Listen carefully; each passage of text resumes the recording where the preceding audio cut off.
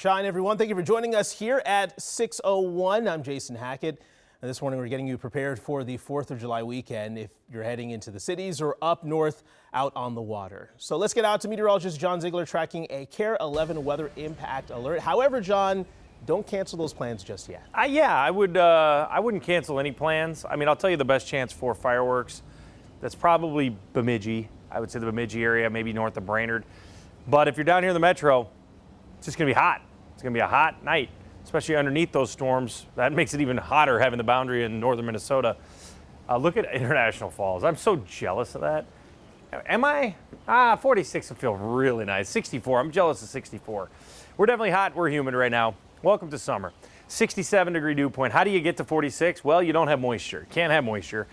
Dry, bone dry up there. You get a little taste of Canadian air. We are socked into the heat here in the metro. Today is a hot day, 90 degrees. It's where we've been, upper 80s. Now today maybe we touch 90. Just a couple of degrees warmer today than yesterday. Everything we're going to talk about in my next forecast, I'll pretty much talk just about that firework forecast and take a look at the weekend rain that's going to move in here. CC, not a lot of people on the roads. No, they're not, but I do see a couple situations on your drive, like here in Eden Prairie, seen a stalled a semi here, Highway 212 eastbound. This is right near Valley View Road. So part of this ramp is blocked, and I know a lot of folks are just staying in this left lane, or at least trying to, as they drive toward Highway 62, Highway 169. But again, not something that will significantly slow you down.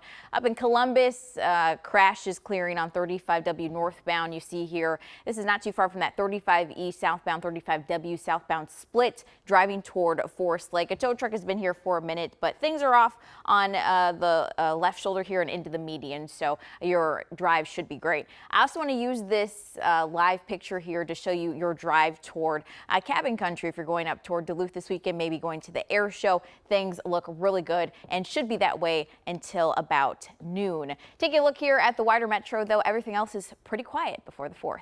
Jason. All right, CC, thank you so much. We are keeping you updated on breaking news out of Chicago.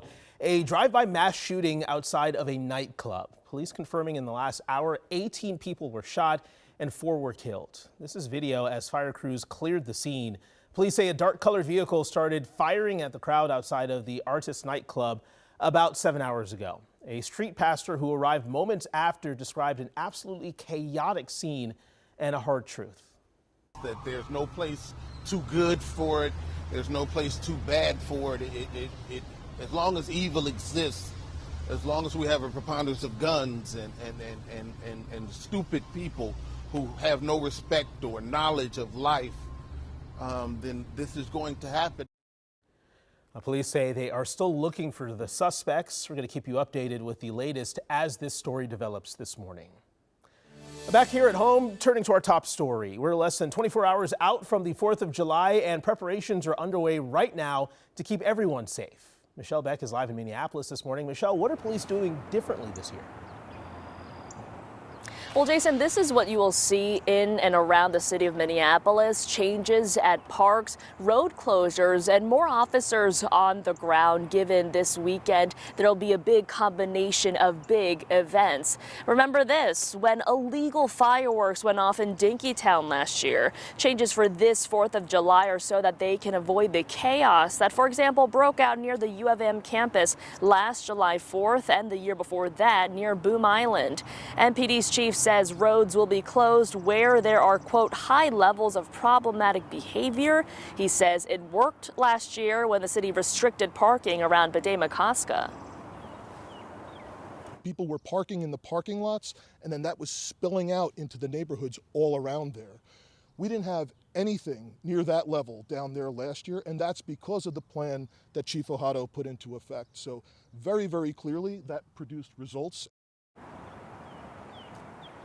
So, Jason, we'll have to see what kinds of results there are this time around. We know that parts of the Bde-Makaska Parkway will be closed between today and Sunday. A full list of closures around Minneapolis, that's on our website, KARE11.com right now. Back to you. We certainly don't want a repeat of those previous years, so we'll see what happens here. Michelle, thank you so much. If your July 4th plans take you out onto one of Minnesota's 11,842 lakes, Expect to see extra law enforcement there as well. The DNR is boosting patrols tomorrow through Monday for what they're calling Operation Dry Water. That campaign highlights the danger of boating under the influence and emphasizes BWI penalties. You might think that just having one drink before driving a boat isn't a big deal, but it changes everything. It puts your life at risk, the life of your passengers at risk, and everyone's life's at risk out on the water.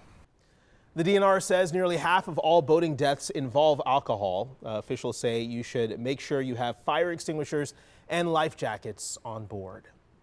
New this morning, the perfect example of why those life jackets are so important and why you should always be wearing them when you're on a boat. Up in St. Louis County, a man fell overboard late last night and spent an hour clinging to his boat in the middle of a lake before authorities rescued him. They say he had on a life jacket on board.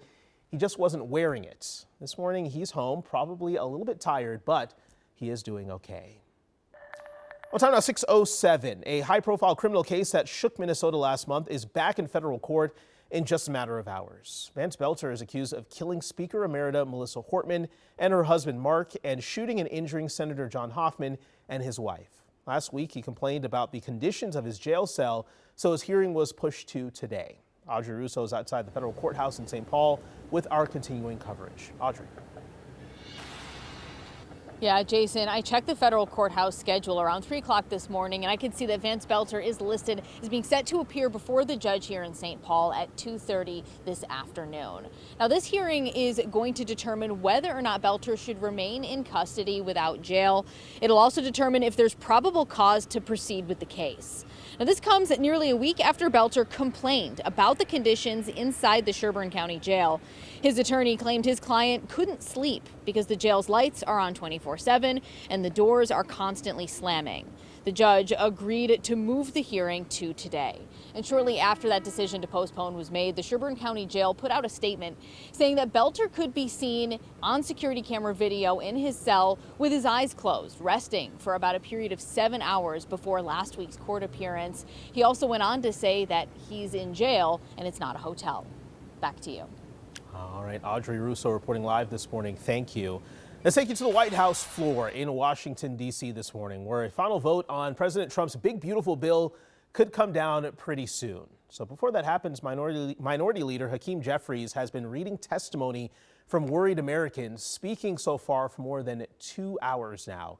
This all comes just 4 hours after a dramatic stalemate ended overnight, with several Republican holdouts agreeing to let Trump's agenda come to the floor. GOP leaders now believe they will have enough votes to pass the tax and spending cuts package. They're hoping to get it done as soon as possible so the president can sign it by tomorrow. The legislation contains billions for immigrant detentions and Trump's border wall.